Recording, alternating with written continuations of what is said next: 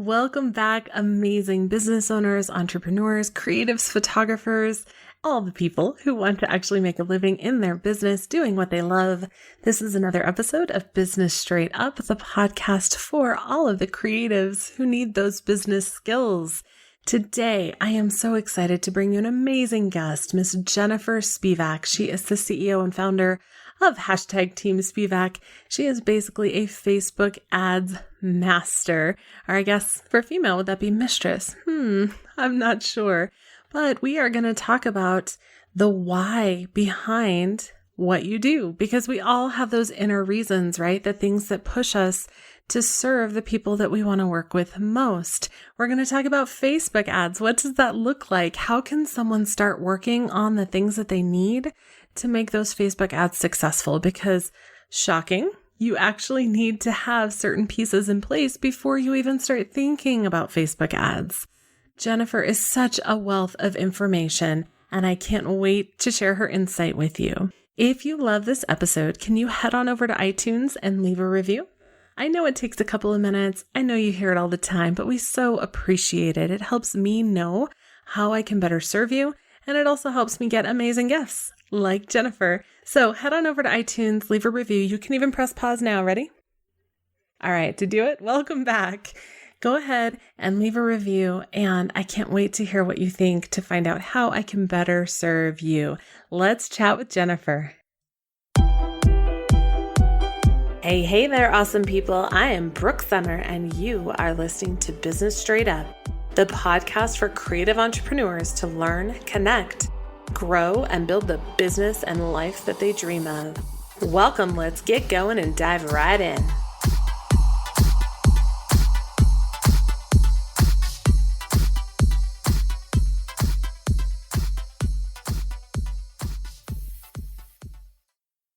Welcome back, amazing business owners. I am so excited to bring you today's episode. It's not a secret that I try to be very transparent when it comes to the things I know inside and out and can teach in my sleep, and the things that I'm not so great at. And Facebook ads is an area that I still feel a little terrified of. Today, we are going to dive into it head first, as well as confidence in women and just empowering women to do amazing things in business.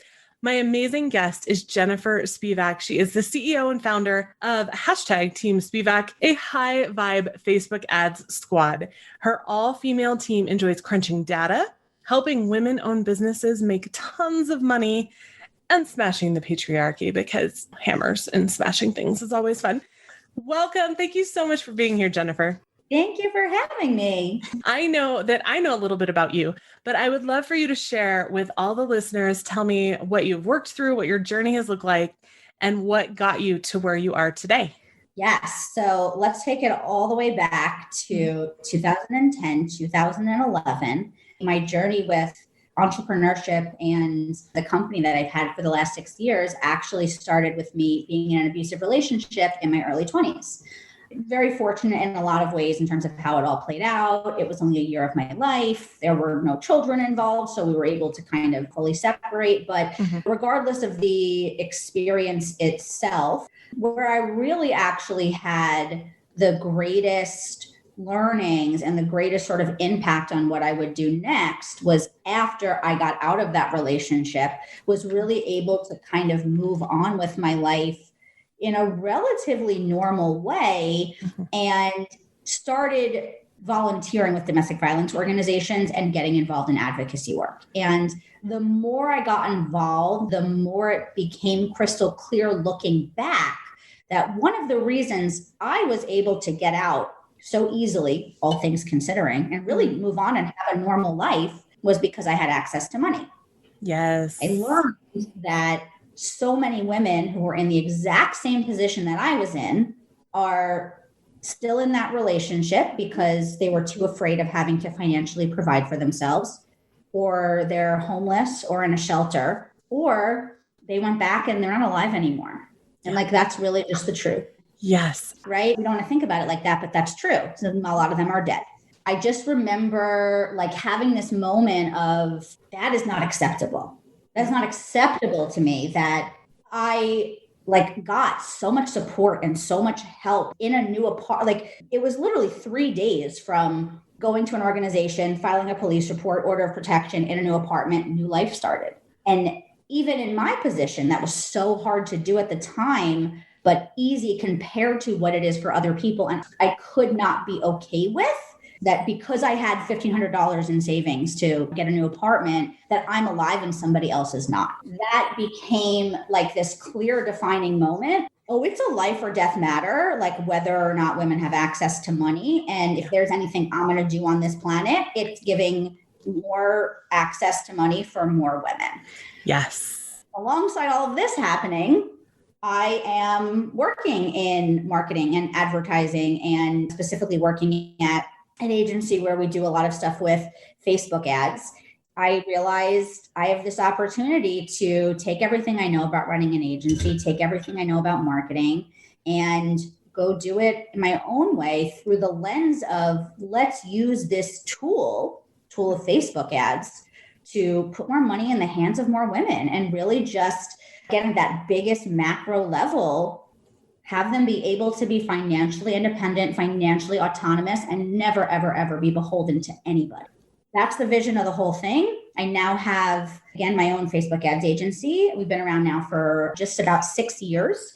We are an all-female team, so I only hire women and financially empower the women that I hire. We work primarily with female clients, and so obviously, literally, they're hiring us to make their businesses more money. Yeah. And then we also have a partnership with this organization called Free From that helps survivors of domestic violence achieve financial autonomy and start their own businesses. So kind of this full circle of That's amazing. More women making more money, that literally changes the world. I cannot think of anything more important. You know, studies have shown over and over and over again, when money is in the hands of women, that the benefits trickle down throughout the community. It's not just, oh, I'm going to hang on to all this money, right, and keep it in a bank account. They have shown that over and over again worldwide. So I just got goosebumps thinking about that because it's so important. Yes. Yeah. Marie Forleo actually calls it "fuck you money." Sorry, I swear. Because she wanted on podcasts. I'm always like, oh God, is this one I'm allowed to curse on or not? Because I curse a lot and I get yelled at sometimes. Yeah, allowed. I don't know. Like, do we allow ourselves? I don't know. But she calls it "fuck you money" because it's not just about a relationship or a marriage or anything like that. Yeah. But what if you're in an apartment and now there's bed bugs everywhere? Like, to have that money so that you can get yourself out of a situation that you don't want to be in, period. Yeah. Whether it's violence, relationship, whatever, is so crazy important. And so many women don't do that. I have been there myself. So I'm not pointing the finger at someone. I'm not saying you should, but I've been there myself, and it's a scary situation.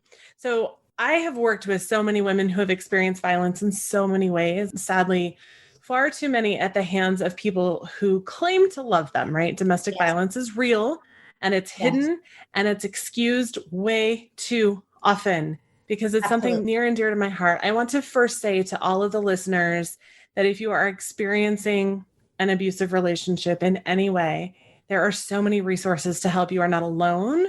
You are not crazy. And you are worth everything that you want in your life, including a partner who doesn't beat you up, whether that's physically or in any other way, emotionally, verbally, whatever. So with that being said, I know how intimately our past experiences can shape our lives and our businesses. And what exactly were you facing? Like, you had mentioned that you had some money you could get into a new apartment. What would that look like for someone who doesn't? Like, what are the options? Women are in these situations and they're terrified already because this person that says they love them just lashed out in some way. What are the different options? What are things that you did to set yourself up for success so that you did have that available? Yeah. I mean, it was purely just a little bit of chance, to be really honest with you. Mm-hmm. It was a savings account that my abuser didn't know about because when we were living together, he was not working and I was. And so every other week when I got a paycheck, he would very menacingly, kind of walk me to the bank, stand over my shoulder while I cashed the check and took the majority of the money. So it was really just pure. I had it like coming into the relationship and he didn't know about it. Now, granted, there are, like you said, lots of resources out there for people. And something I learned at the time is some domestic violence shelters are actually quite nice. Not to like play it up or anything, but it may not be the vision that you have.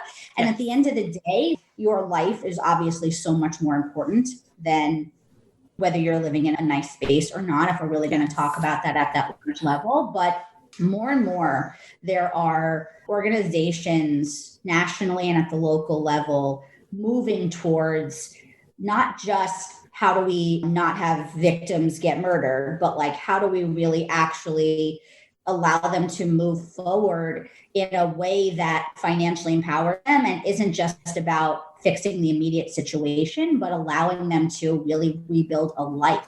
The particular organization that we partner with that I mentioned earlier, they're freefrom.org.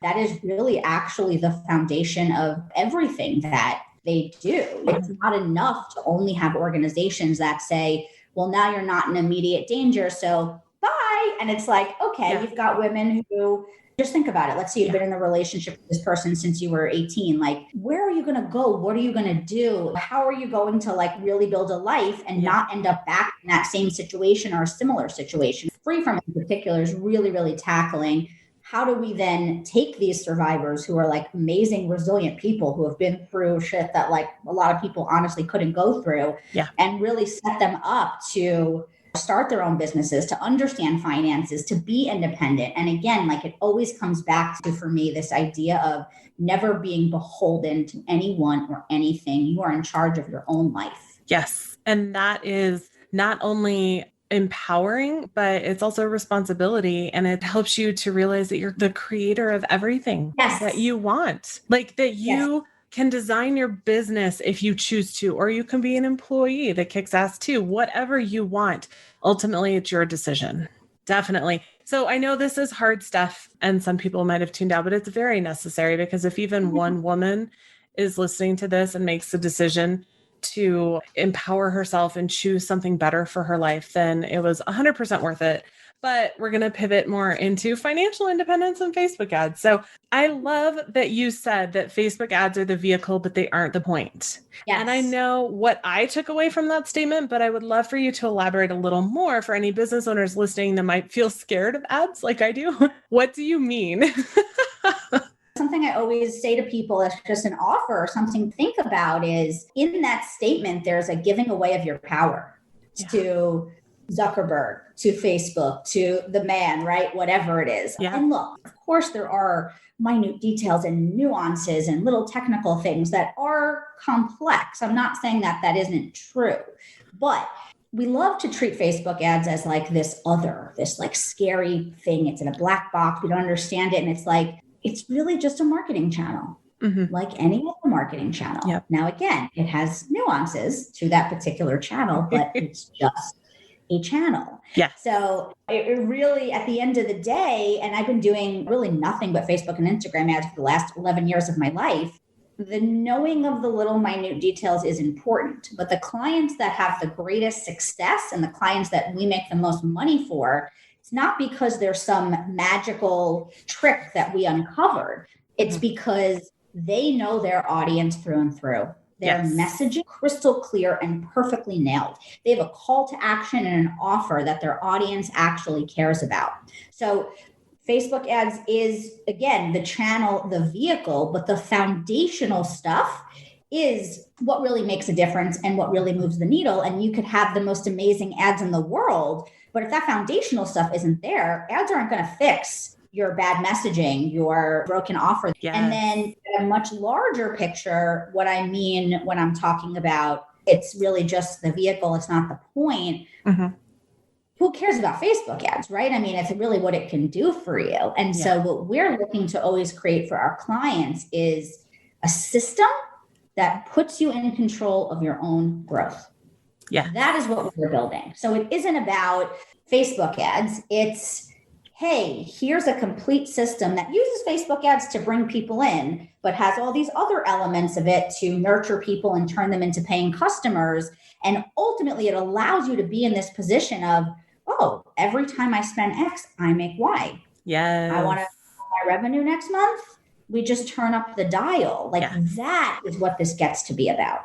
Yes. And having those systems in place and understanding what happens when those people come to you. It doesn't matter what kind of ad you have, right? If you have Google or even television ads, I know we don't do that on a smaller level, but if you don't have systems in place to handle that, then it doesn't really matter what type of ad you have, right?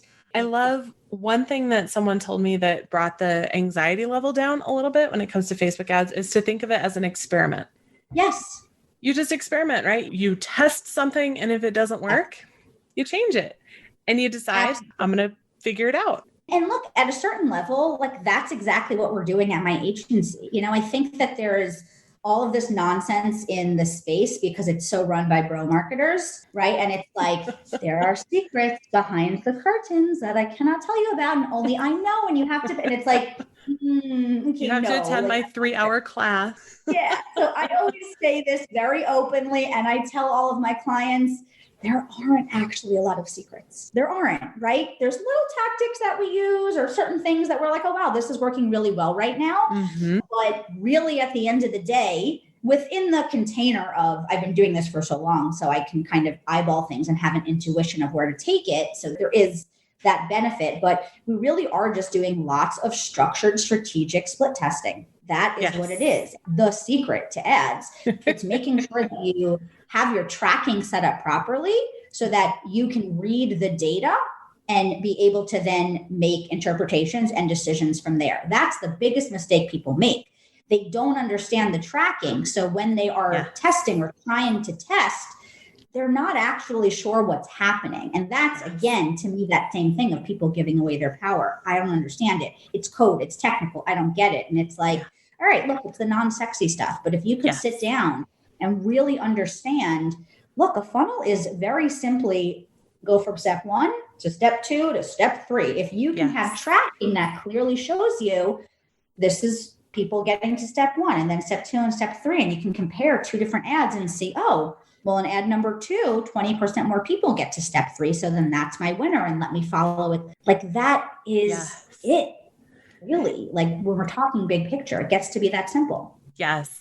And I think one thing that I know trips me up is the options are endless, right? There's so many possibilities. Yes. And so then you get like, well, do I do this kind of ad? Do I do this kind of ad? And what's my ad? And it just gets to be so overwhelming that for me personally, I just don't do any of it because then I'm overwhelmed.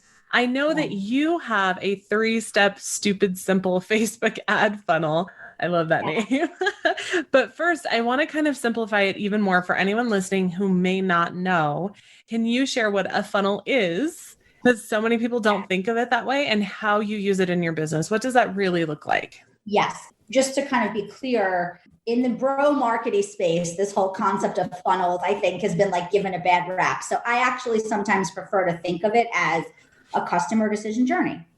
That's really it. Talking about the steps and the touch points that somebody has from not knowing you exist to then knowing you exist to being nurtured and then taking an action that ultimately has them become a paying client or customer. It's just that journey and that process, plain and simple. Again, it gets to be that easy. I really like simple. I really like easy. I even like lazy. Yes. And I think that so many people feel that it's kind of salesy, like a funnel, like you're pushing someone to buy. And the reality is you're just pushing them to make a decision. It's either a yes or no, or maybe yes, but not right now. And that's okay. All of those answers are okay. Yes. And look, at the end of the day, the execution of that journey is going to be different for every person. And I always tell my clients, look, here's the best practice, let's just say, around what the funnel should look like or the call to action. But what feels for you? Because that's relevant. Like if that best practice in terms of messaging or the funnel feels too salesy for you, then let's do it in a different way that feels good for you. Like that's relevant. We should be making decisions in business based on what feels good while factoring in the best practices and kind of meeting in the middle. Yes. Well, you have to consider not just what feels good, but what excites you. Like, what are you super excited about? What is something you could talk about for a day and not stop? You have to consider, because chances are that's there for a reason. That excitement is there for a reason, and your perfect ideal customers or clients will be totally on board with that. Yes. I love that. You probably hear or read all the time on podcasts and courses, various communities, that you need to do certain things or have specific processes in place to help with your business. Whether it's lead follow-up, email templates, or workflow, all of this can be so overwhelming, right? Especially when you don't know where to start. I have spent 15 years creating processes that are repeatable for my own business. And last year, I finally launched my online shop where my email templates, workflows, and questionnaires are all available for purchase. And just for my amazing podcast listeners, I have a special code available for you for 10% off of any product on the shop. Just head over to shopwithbrooke.com. Don't forget the E on the end of my name and use the code BSU podcast, like Business Straight Up Podcast, to get 10% off of any product, anything on the shop. Don't let overwhelm or all of the shoulds take precious hours of your time that you could spend with your family or doing what you really love. Check out the templates and pre-done systems that you can copy and paste and implement at shopwithbrooke.com to start rocking your marketing and your business today.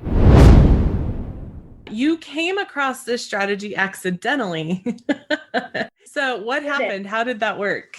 Like I said, my agency's been around now for about 6 years. And I would say for the first 4.5 years, we were growing through word of mouth and referrals. And that's great, right? And I also hated it, right? If we're talking about, I don't want to be beholden to anybody, want to be in control of my own growth, like all of the themes that have already come up, I'm like, it literally kept me up at night that we were building these systems for clients, like I was talking about, where they can be in control of their own growth, where they know every time they spend X, they make Y.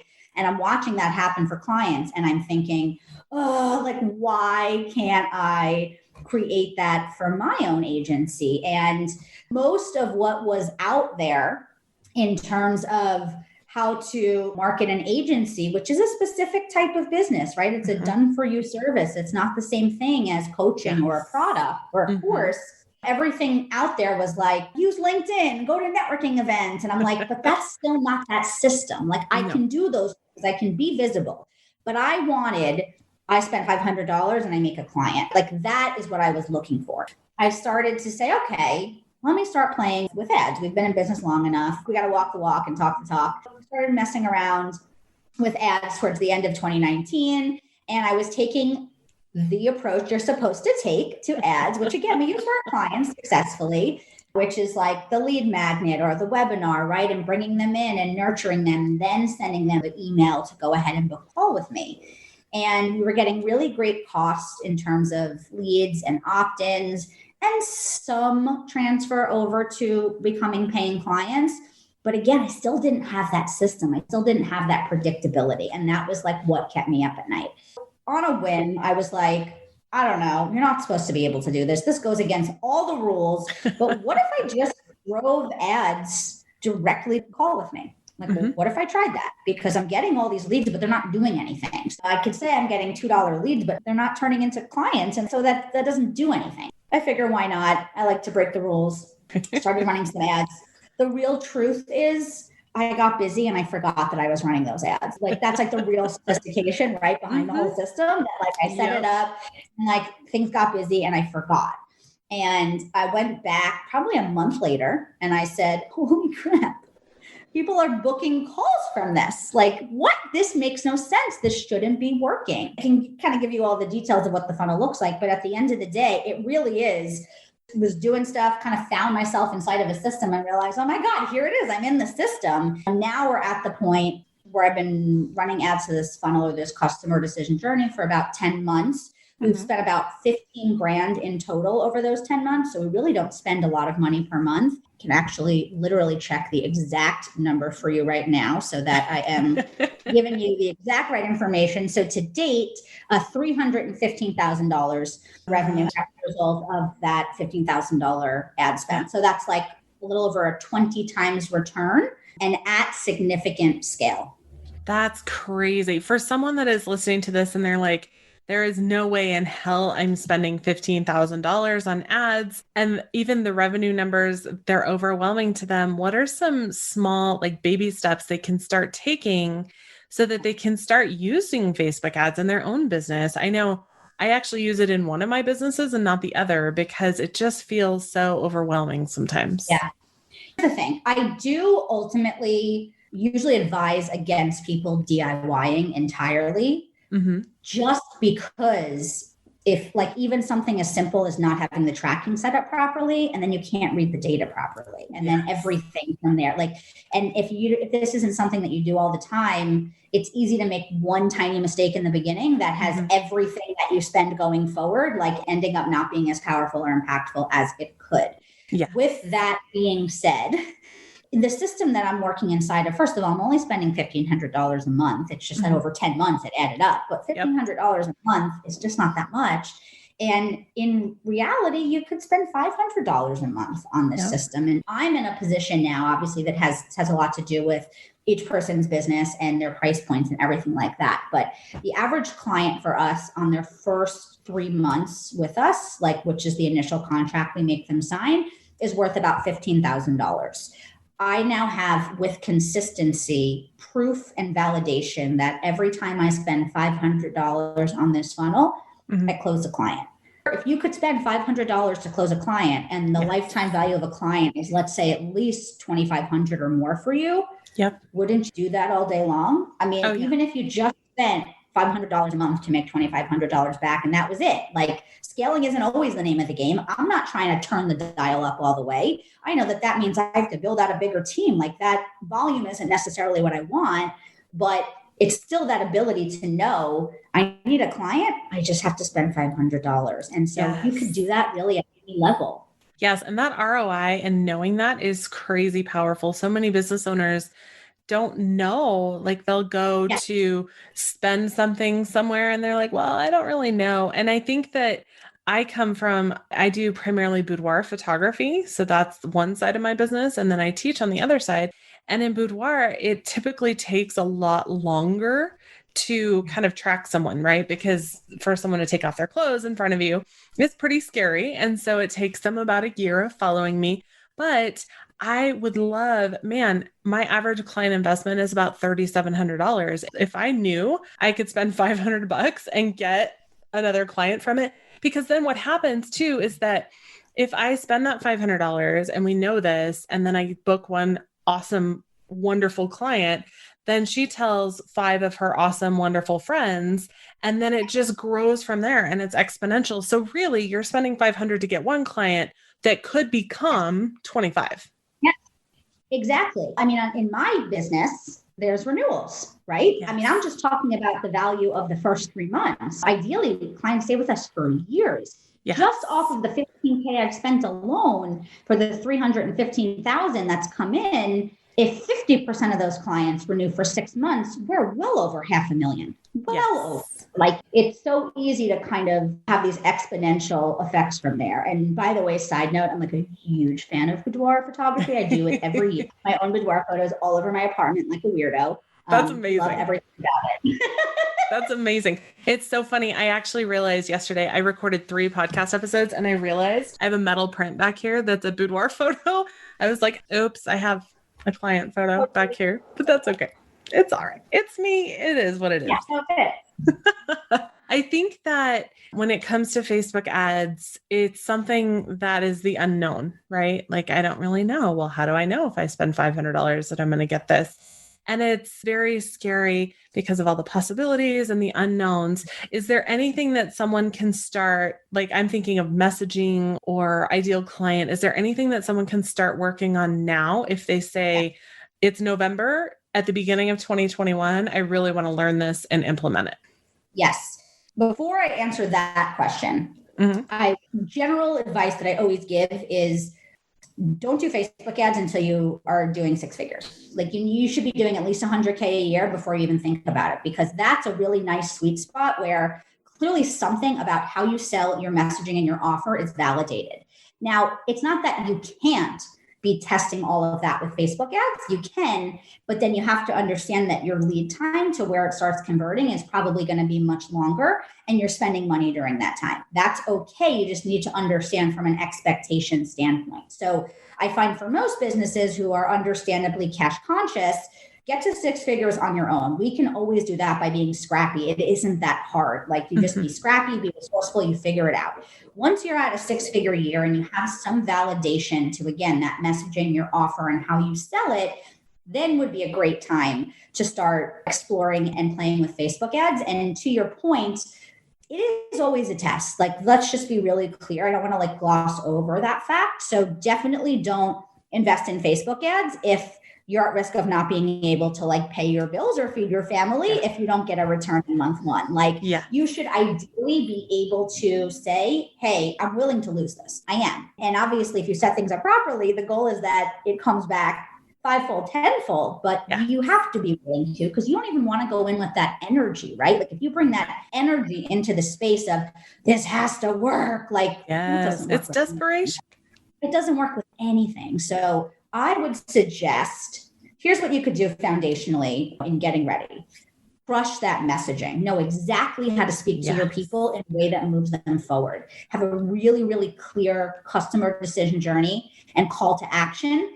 And really make sure you understand the data of your business. So if you sell to people over the phone, how many sales calls do you need to have before you close somebody? What's your average close rate? If you're going to send people into a webinar funnel, well, if 100 people watch the webinar, how many people buy the course? So really knowing those numbers allows you to go into doing Facebook ads 10 steps ahead of everybody else, because you understand, well, if I'm on the right track and my normal conversion rate of sales call is 50%, if I'm not closing 50% for my ads, then something's wrong. And then you can go kind of diagnose it. And at the same time, again, you're coming in with all of those foundational elements. You're testing exactly which target option and exactly which image and exactly which copy to use in ads, but you're not testing your offer. You already have that nailed. You're not testing who you work with. You already have that nailed. And so it just means fewer variables, which means a more direct path and less money needing to be spent in order to find the sweet spot where everything just works. Yes. And so many business owners, I work with so many service-based business owners. So we're talking like wedding professionals, photographers, estheticians, makeup artists, and so many of them don't keep track of those things. So when you get someone on the phone, how many of those people actually book? When someone contacts you through your website, how many of those people actually book? These numbers matter because it can help you identify issues or even like waterlogs. If you have 100 people coming in and you can't handle that, then maybe you need to look at another option. So many of my students don't track these numbers, and you don't even have to have an exact number. It doesn't have to be exact. You don't have to know it's 2.5%. Like, just estimate. I had 100 calls this month and I booked 10 of them. That's a 10% rate. Give it your best shot. Yes. Look, ballpark is better than nothing. And again, I think also women are very predisposed to not want to get into this unsexy side of business. And let's go to the macro level. It's giving your power away. It's having you be beholden to a thing. And there is a version of, whether I get it, right? Like, it is sometimes overwhelming, but there's a version of really being able to step into that and be completely empowered by your numbers. And instead of it being like, I don't understand this, I understand and own everything that's going on in my business. I am the owner of my numbers. I am the creatrix of everything that's happening here. Then you can plug in any marketing system you want. It doesn't matter. You know what the numbers look like and what needs to happen for things to be profitable for you and for you to grow. Yes. It's funny. I teach things like marketing and website strategy and SEO. And so many people say, well, I don't like to do that, so I'm just going to outsource it. I'm all for outsourcing. Like, by all means, you outsource like a queen, girl. But if you don't have a foundational understanding of how it works, then it makes it easier for someone to take advantage of you and scam you. And it also makes it easier for shit to hit the fan. Yeah. You know what? I mean, exactly to your point too. Look, I love outsourcing. I hire help for literally anything that I can. I haven't done my own laundry in like 5 years. Greatest That's thing, could not brilliant. recommend more. But again, right? It's like there's a difference between I'm going to pay somebody else who is in their zone of genius when they're doing this and completely giving my power away and totally disconnecting and going to sleep Yes. on this aspect of my business that ultimately is the source of like my autonomy and independence on this planet. Yes, it's so important. I really, really want people to understand that they need to have at least some hand in the pie. I love Denise Duffield Thomas's book, and she has a whole chapter about women who have given away their power, right? They just let people make decisions for them. And again, there's nothing wrong with that. Like, I am queen of outsourcing. I love outsourcing, but I also need to know what's going on in those arenas. So I'm not just going to let someone take it and run with it. We're going to touch base every once in a while. I'm going to have a basic understanding so that when I ask them a question and they respond, I'm not completely clueless as to what they're saying. Absolutely. So Brooke Castillo of the Life Coach School, I don't know if you're familiar with her.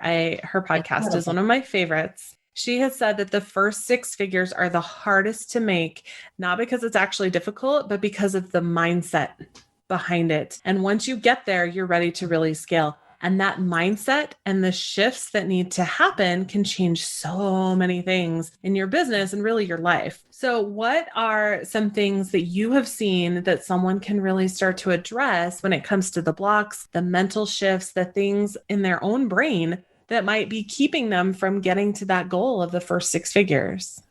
Yeah, I just love manifesting and money mindset stuff. Like that really is talking about like, okay, what's the percentage of like how, I've been able to be successful? Like at least 50%, if not more, is that area of my life, which I so intentionally cultivate and take radical responsibility for every single day.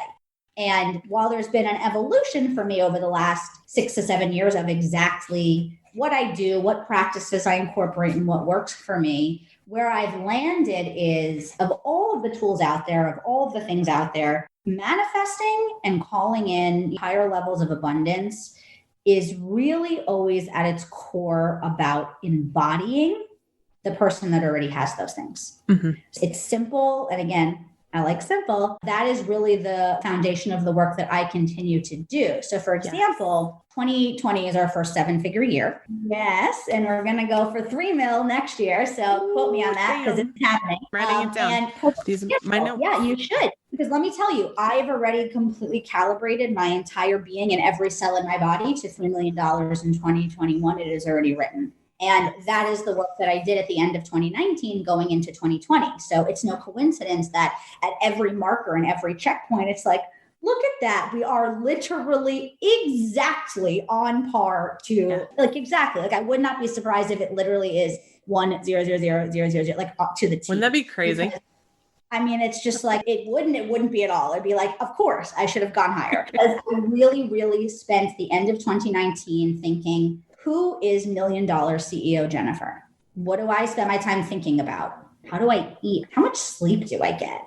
What do I wear? Like, even though I'm home all the time, like, do I wash my hair or not? Do I have like cute outfits or am I in sweatpants? Like, what are the quality of my relationships? Like really exploring every nook and cranny of who is $1 million CEO Jennifer, and then intentionally stepping into that and having those thoughts and feelings and having the hair blowout, even though I'm not going anywhere, and all of those things. And again, everybody's version for them is going to be different. That might not mean something to somebody else, but for me, it does. Clearly mapping that out, intentionally stepping into it and incorporating it in every aspect of my life allowed me to start 2020 with the knowing, like it was done. Yes. I was speaking from the beginning of this year. I run a 7-figure agency and people were like, technically you don't. I was like, literally a matter of time. Like the universe just is now rising to meet the vibration that I've already set. It's already done.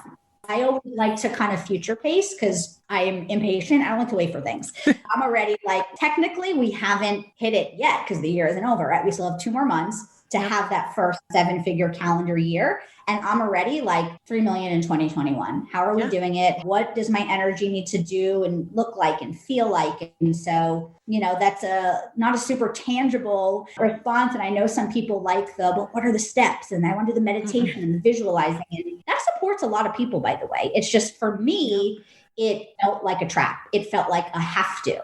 And Yes. I operate much better with like total freedom and autonomy Yeah. of what feels good. Like everything just comes back to like what would feel best in this moment. What if all of the work was just making sure I feel good all the time? Because that is then putting me in my highest vibrational self, making me a natural vibrational match for 1 million, for 3 million, for whatever I'm looking to call it. Yeah. I know that people want the steps. I can give you steps for marketing. I can give you steps for certain processes, as I'm sure you can for other things. But really, being an entrepreneur and any type of business owner is the biggest personal development journey you will ever take, because you have to change yourself. And it's not change who you are, but you really have to step into your power and release some of the bullshit that we all grow up with. And I'm not just talking about bad parents or bad childhoods, because I did not have a bad childhood, but we grow up with so many generational things that we have learned, so many hurdles that we've learned that we can let go of. And when you really start looking at growing yourself internally, you will see so many things change in your life exponentially beyond what you even thought was possible. Yeah. I mean, look, I feel like the biggest leaps that I have made in my business, we're going to have a near 100% year over year growth, maybe more like 80, but still pretty good. They're not from a marketing strategy or a lead source, or they're like some deep transformational excavation work that I did that was ugly and snotty and like, oh, horrible. And then all of a sudden, right, like I'm able to show up differently. And then the universe is like, oh, here you go. And I'm like, oh, right, it gets to be that easy. I forgot. Thank you so much for the reminder. Yes. It takes so much internal work, and it takes sitting with yourself and really knowing yourself very well, knowing your strengths, knowing your weaknesses, and accepting those and not trying to fight them. We do that so often. It's so funny. I asked what experiences you have had that helped build your confidence.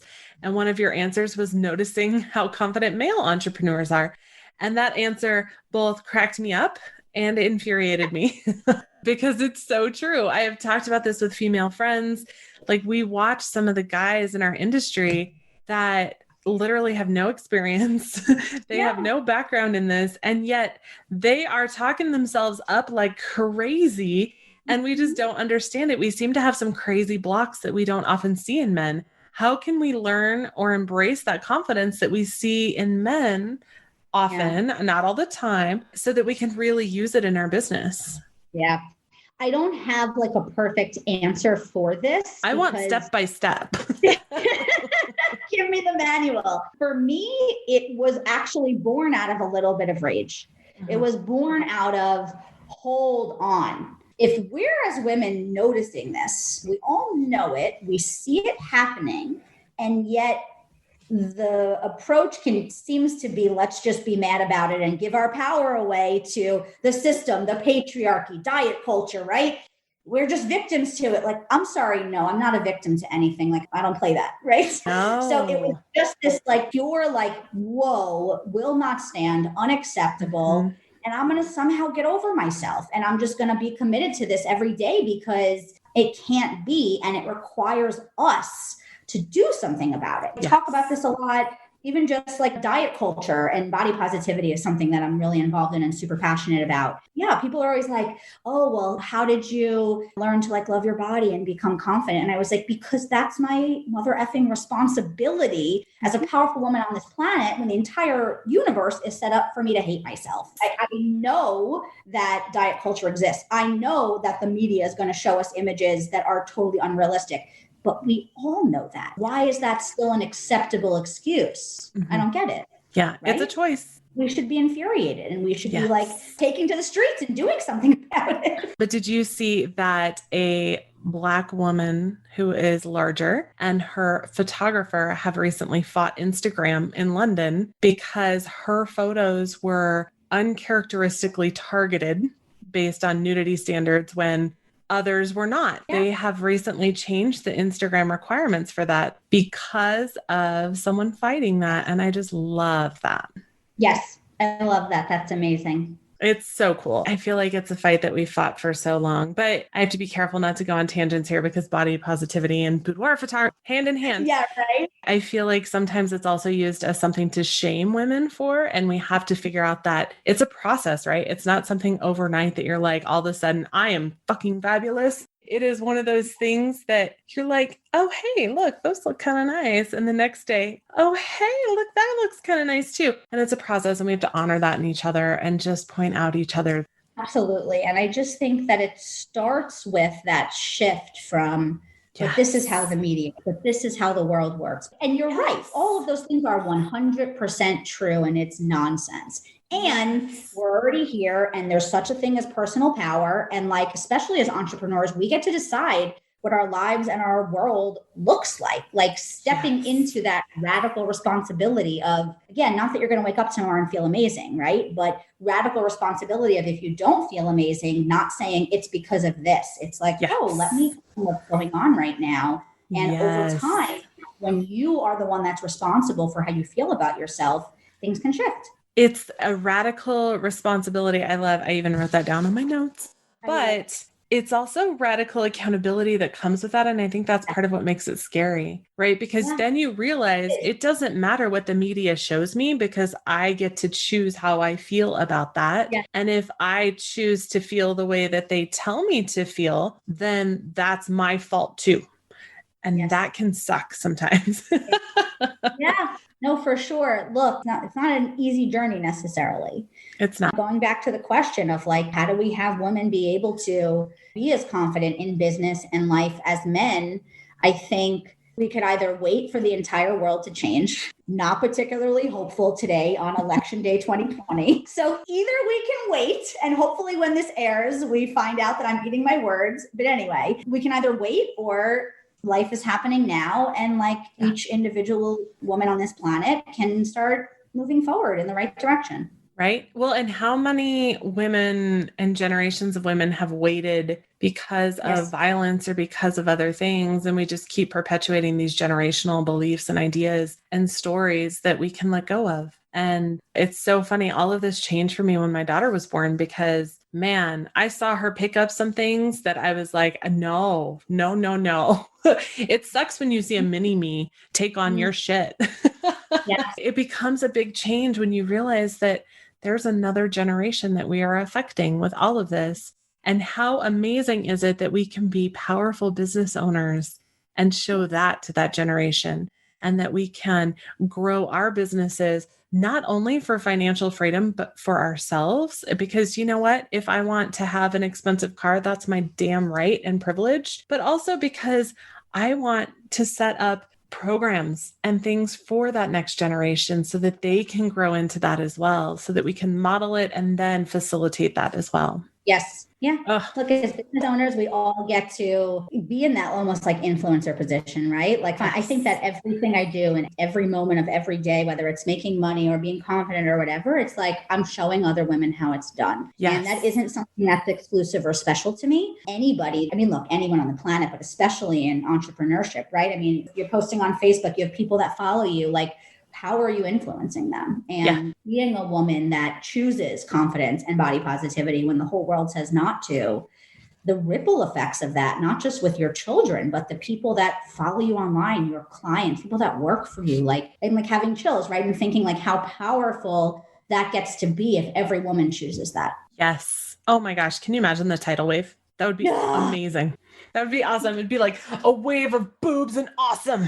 Yes. Just like jiggly body everywhere. Like love it early. Long hair. Sparkles, whatever. People don't like sparkles. Okay.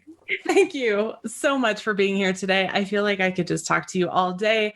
I know that your journey is inspiring and can touch so many business owners out there. Maybe remove a little bit of scared feelings about Facebook ads, or maybe just inspire other women to reach for their biggest dreams financially and otherwise. Where can someone find you, for anyone listening that wants to learn more, connect with you? Where can someone connect? Yes. So unsurprisingly, my social media platform of choice is Facebook. Somebody once told me it'd be really funny if I said Twitter there instead, but it is Facebook. Does Twitter do ads? They used to. I don't know. I'm so disconnected from anything. I'm Twitter challenged. Yeah, totally. But definitely Facebook is where I hang out the most under Jennifer Spivak. And then definitely if you want to learn more about my agency or any of the work that we do or any of the programs that we have, that would be over at jenniferspivak.com. Awesome. And we will, of course, link to everything in the show notes so that if you're not sure how to spell something, don't worry, we got you. To all of the listeners and amazing business owners that have joined us, thank you so much for listening today in your earbuds, your car stereo, walking the dog, whatever you're doing. We are so honored to have you today. Jennifer and I both appreciate you so much. If you are one of these people that loves to help other people, I hope we all are. But if you are one and you know of someone that needs this episode, maybe someone that just needs a little pick me up, a little nudge today, maybe just a little boost of confidence, she's feeling a little down, send this episode over to her. We so appreciate your shares. And if you are thinking, holy moly, this episode was amazing, how can I thank you for this amazing free content? I have a way you can thank me. If you can head over to iTunes and leave a review, it doesn't cost you anything but a few minutes of your time. And if you write your review out, take a screenshot before you hit submit and send it over to me at hello@businessstraightup.com. I have a free gift for you. So please, please, please leave those reviews. They mean so much to us when we run a podcast, and it helps me get amazing guests like Jennifer. Thank you so much for being here today, Jennifer. I so appreciate you. Thank you. And likewise. To all of my listeners, I have a question for you. Here's your takeaway, your assignment, your homework. What was your biggest takeaway from this episode? What are you going to implement and work on this week? Don't put it off. This week in your own life and business to move toward your bigger goals. Come tell me in the community Facebook group at businessstraightup.com/community. Keep moving through all of the challenges that you may be facing and look at additional ways that you can share your expertise and impact the people that you want to work with. I can't wait to see what you do with your business and how you change the world. Have an amazing rest of your day.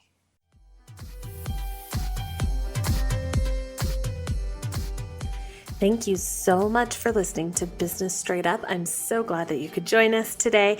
Check out the show notes for this and all of the episodes at businessstraightuppodcast.com.